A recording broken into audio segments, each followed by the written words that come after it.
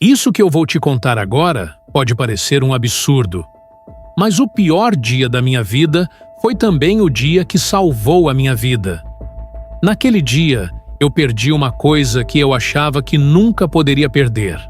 Não foi meu emprego, não foi dinheiro, não foi um relacionamento. Eu perdi a capacidade de continuar fingindo que estava tudo bem.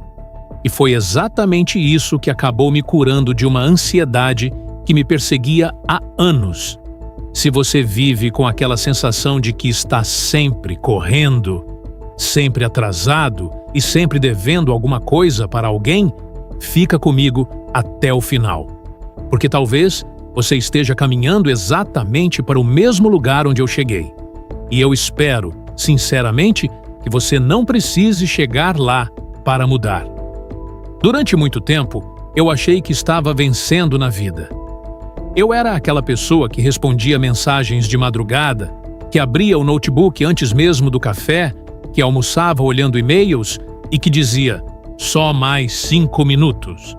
Mas quando percebia, já eram 2 da manhã. Eu tinha orgulho disso. Achava que era comprometimento, achava que era disciplina, achava que era sucesso. Quando alguém dizia que eu precisava descansar, eu respondia quase automaticamente. Depois, eu descanso. Só que esse depois nunca chegava. Minha cabeça nunca desligava. Eu deitava na cama e, em vez de dormir, começava uma reunião imaginária comigo mesmo. Será que respondi àquele cliente? Será que esqueci alguma tarefa? Será que vão perceber que eu não sou tão bom quanto pensam? Meu coração acelerava por causa de um simples e-mail. O celular vibrava e meu corpo inteiro entrava em estado de alerta. Eu chamava isso de responsabilidade. Hoje eu sei que era ansiedade, mas naquela época ela parecia útil. Ela me fazia produzir, correr e entregar resultados. Então, eu alimentava aquilo todos os dias, como quem bebe um veneno, acreditando que é vitamina. Só que o corpo sempre cobra, e ele começou cobrando bem devagar. Primeiro veio um cansaço estranho. Não era sono. Era como se minha energia tivesse sido drenada. Eu podia dormir 10 horas e acordava pior do que fui dormir. Depois, apareceu uma névoa na cabeça. Eu lia a mesma página 5 vezes, e quando chegava ao final, não fazia ideia do que tinha acabado de ler. Esquecia nomes de pessoas que conhecia fazia anos.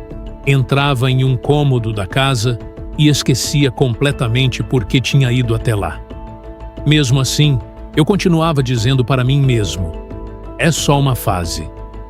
Até que chegou uma terça-feira comum, e eu nunca mais esqueci daquela terça-feira. Eu estava em uma reunião por vídeo. Era uma pergunta simples, muito simples. O diretor perguntou qual era o prazo de um projeto. Eu sabia a resposta. Eu tinha trabalhado naquele projeto durante semanas. Bastava abrir a boca. Mas nada aconteceu. Minha mente ficou completamente em branco. Não era nervosismo. Era como se alguém tivesse puxado o cabo da tomada do meu cérebro. As pessoas continuavam falando.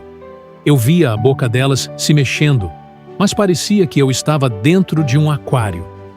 O som ficou distante. Meu braço começou a formigar.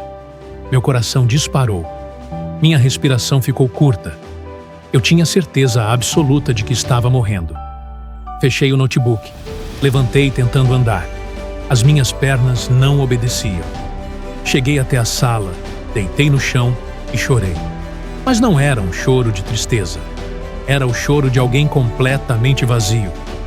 Sabe quando a bateria do celular chega a 0% e ele simplesmente apaga? Era exatamente assim que eu me sentia. Sem energia, sem reação, sem vontade. Nos dias seguintes aconteceu uma coisa que eu nunca imaginei. O trabalho que antes dava sentido para minha vida começou a me causar repulsa. Só de ouvir o som das notificações, meu estômago embrulhava. Só de olhar para o notebook, meu peito apertava. Foi minha família que insistiu para eu procurar ajuda. Eu não queria.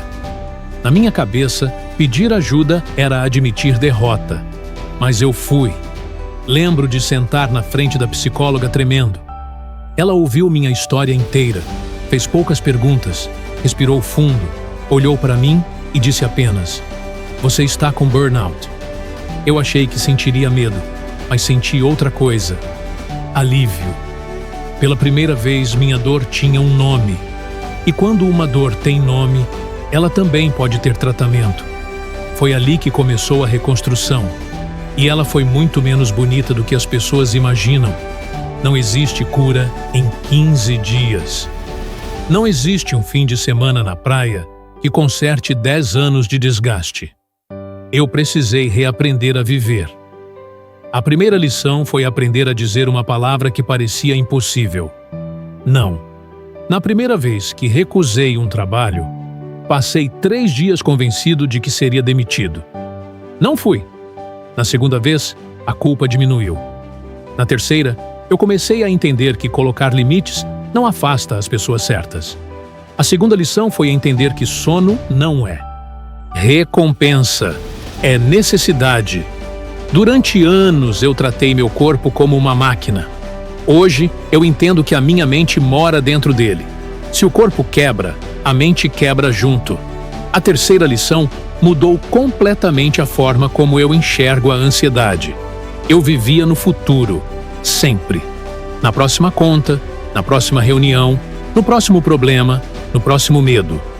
O burnout me obrigou a voltar para o único lugar onde a vida realmente acontece: o agora.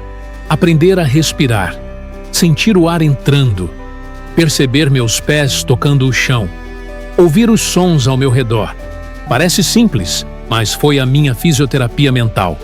Hoje eu olho para trás e percebo uma coisa: o burnout não apareceu para destruir minha vida. Ele apareceu porque meu corpo estava tentando me salvar. Foi o alarme de incêndio que eu passei anos tentando desligar. E quando ignorei todos os avisos, a casa inteira precisou pegar fogo. Se você está vivendo cansado o tempo todo, se seu coração acelera sem motivo ou se sente culpa até quando descansa, não espere chegar onde eu cheguei. Buscar ajuda não é sinal de fraqueza, é um ato de coragem. A exaustão nunca foi um troféu. E ninguém merece adoecer tentando provar o próprio valor. Se essa história encontrou alguma parte de você, escreve aqui nos comentários apenas uma frase: eu escolho respirar. Quero que esse espaço seja mais do que um canal.